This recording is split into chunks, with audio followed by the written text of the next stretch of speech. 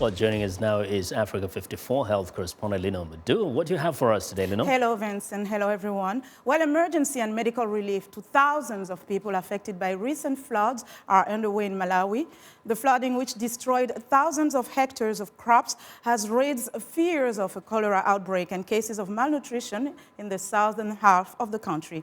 John Mugawa is a nutrition coordinator at the Chikwawa District Health Office.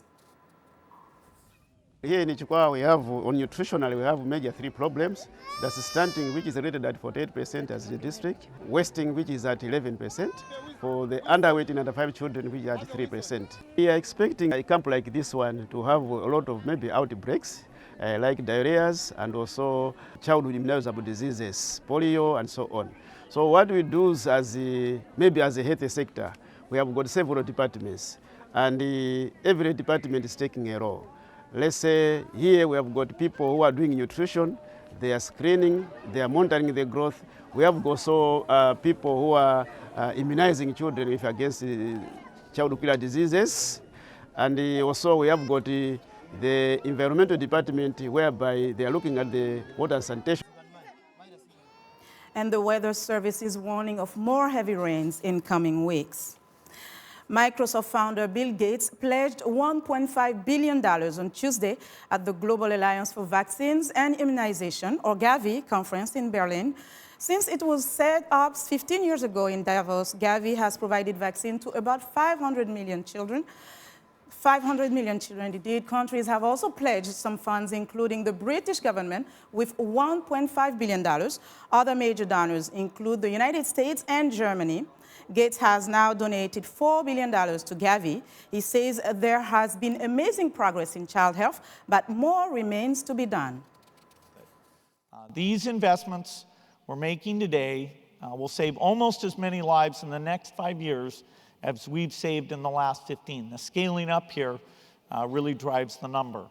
This is something that Melinda and I believe in deeply, and we're really inspired that it's become real and the great work that all of you here have contributed to it. So in conclusion, our foundation is pleased to announce our commitment for 2016 to 2020, which is a total of $1.5 billion. In view of the challenge of Ebola, Germany has decided to raise its commitment for the next period to 600 million euros.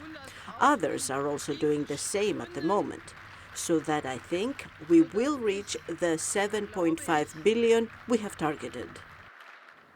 It is estimated that the fresh funds will help save between 5 and 6 million children's lives by 2020. And as the Ebola outbreak slows in Liberia, Guinea, and Sierra Leone, researchers developing vaccines are fast-tracking human trials in West Africa, fearing they may never get to prove their products work. This United Kingdom-based volunteer just received the first dose of an experimental vaccine against Ebola. Okay, that's it.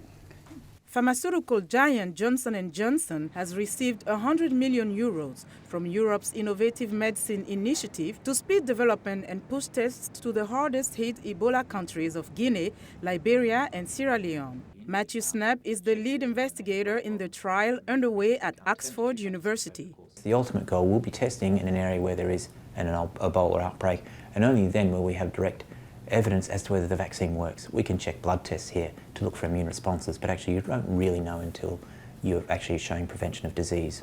If the disease has gone away, that's going to be more challenging. Clearly it will only be a good thing for West Africa if the disease is going away, and that would be great. But it will make these studies looking for direct evidence of whether the vaccine is working, that will make it more challenging. More than 8,400 people have died during the Ebola outbreak in West Africa. United Nations data show that the infection rate appears to be slowing across the region, and experts say it makes it harder to test new vaccines. 2 other experimental vaccines have entered the human testing stage, including the ChAd3 developed by GlaxoSmithKline. Adrian Hill is the lead scientist working on GSK's initial trial in the UK.